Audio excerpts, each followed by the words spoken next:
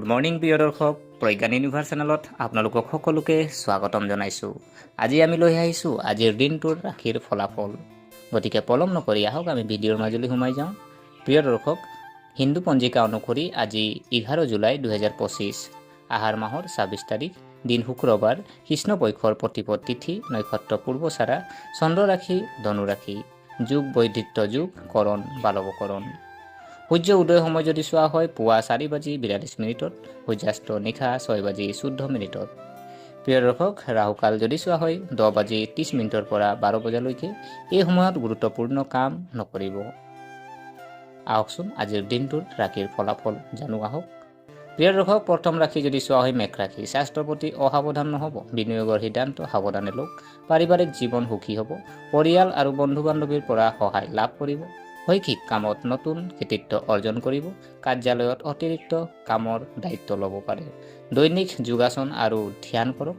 ইয়াৰ ফলত আপুনি মানসিক আৰু শাৰীৰিকভাৱে সুস্থ হৈ থাকিব। প্ৰিয় দৰ্শক, ইয়াৰ পিছৰ ৰাশি যদি চোৱা হয় বৃষ ৰাশি। আপুনি আৰ্থিক লাভৰ বাবে নতুন সুযোগ পাব।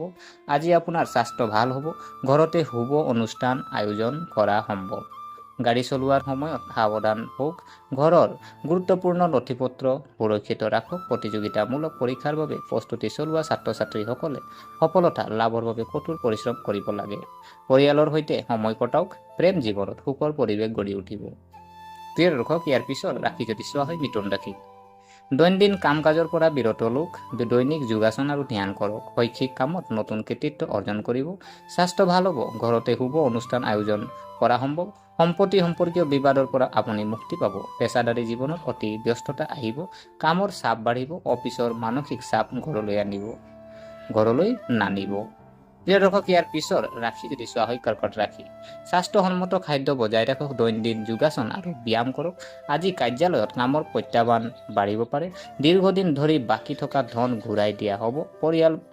পাৰিবাৰিক জীৱনত সুখৰ পৰিৱেশ সৃষ্টি হ'ব। কেৰিয়াৰৰ উন্নতি, নতুন সুযোগ আহিব। কামৰ লগত জড়িত দীঘলীয়া যাত্ৰাৰ সম্ভাৱনা থাকিব। আপোনাৰ কেৰিয়াৰৰ লক্ষ্যত মনোনিৱেশ কৰক। সফলতা লাভৰ বাবে যত পৰানাস্তি চেষ্টা কৰক।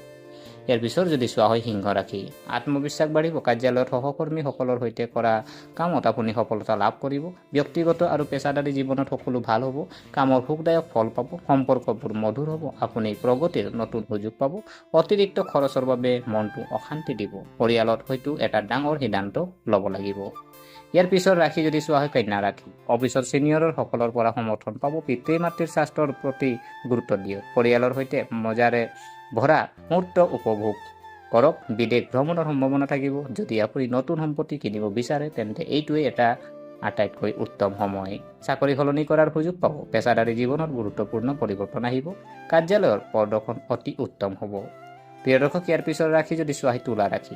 কামত বাধাৰ সন্মুখীন হ'ব পাৰে। নতুন প্ৰত্যাহ্বানৰ বাবে সাজু থাকক। পৰিস্থিতিৰ লগত খাপ খাওক আৰু মানসিক চাপৰ পৰা আঁতৰি থাকক। কাৰ্যালয়ত নতুন কামৰ দায়িত্ব লওক। ইয়াৰ দ্বাৰা প্ৰগতিৰ নতুন সুযোগ আহিব। বছে অফিচত আপোনাৰ কামৰ শলাগ ল'ব। অফিচৰ ৰাজনীতিৰ পৰা আঁতৰি থাকক। নিজৰ কামত মনোনিৱেশ কৰক। নতুন কামৰ দায়িত্ব ল'বলৈ কুণ্ঠাবোধ নকৰিব। ইয়াৰ ফলত কেৰিয়াৰ বৃদ্ধিৰ সম্ভাৱনা বৃদ্ধি পাব। সম্পৰ্ক সমস্যা সমাধান হ'ব। প্ৰেম জীৱনে নতুন ৰোমাঞ্চকৰ মূৰ ল'ব। প্ৰিয় দৰ্শক, ইয়াৰ পিছৰ ৰাশি যদি চোৱা হয় বৃশ্চিক ৰাশি। স্বাস্থ্য উন্নতি হ'ব। আয়ৰ নতুন উৎসৰ পৰা আৰ্থিক লাভ হ'ব। কামত খৰখেদা পৰিহাৰ কৰক। সকলো কামত সংগঠিতভাৱে সম্পূৰ্ণ কৰা। আৱেগিক নহ'ব। কামৰ লগত জড়িত হৈ বহুত দূৰ যাত্ৰা কৰিব লাগিব পাৰে। জ্যেষ্ঠসকলে ল'ৰা ছোৱালীৰ মাজত টকা ভাগ কৰিব পাৰে। ব্যক্তিগত বিকাশৰ বহু সুযোগ থাকিব, কিন্তু জীৱনত বহুতো প্ৰত্যাহ্বানৰ সন্মুখীন হ'ব লাগিব। প্ৰিয় দৰ্শক, ইয়াৰ পিছত ৰাশি যদি চোৱা হয় ধনু ৰাশি। কাৰ্যালয়ত কাম কৰাৰ অতিৰিক্ত দায়িত্ব পাব। কথা বতৰাৰ জৰিয়তে সম্পৰ্ক ভুল বুজাবুজি সমাধান কৰা। চিন্তা নকৰাকৈ একো নক'ব। আপোনাৰ জীৱনসংগীৰ সৈতে মানসম্পন্ন সময় কটাওক। ধৈৰ্য ধৰি খং পৰিহাৰ কৰক। কোনো পৰিস্থিতি তৎক্ষণাত প্ৰতিক্ৰিয়া প্ৰকাশ নকৰিব। প্ৰিয় দৰ্শক, ইয়াৰ পিছৰ ৰাশি যদি চোৱা হয় মকৰ ৰাশি। আপোনাৰ সংগীৰ আগত নিজৰ অনুভৱ সততাৰে প্ৰকাশ কৰক। অবিবাহিত জাতক জাতিকাসকল নতুন মানুহক লগ কৰিবলৈ সাজু হ'ব লাগে। আজি নতুন কাম আৰম্ভ কৰাৰ এক শুভ দিন। কথা বতৰাৰ জৰিয়তে সম্পৰ্কৰ ভুল বুজাবুজি সমাধান কৰা। শান্ত হৈ থাকক আৰু খৰখেদাকৈ কোনো সিদ্ধান্ত গ্ৰহণ নকৰিব। পৰিয়ালৰ সহযোগত কাম থকা বাধাবোৰ দূৰ হ'ব। চাকৰি আৰু ব্যৱসায়ত অগ্ৰগতিৰ সম্ভাৱনা থাকিব। কঠোৰ পৰিশ্ৰমৰ ফল পোৱা যাব। প্ৰিয় দৰ্শক, ইয়াৰ পিছৰ ৰাশি যদি চোৱা হয় কুম্ভ ৰাশি। মনটো সুখী হ'ব।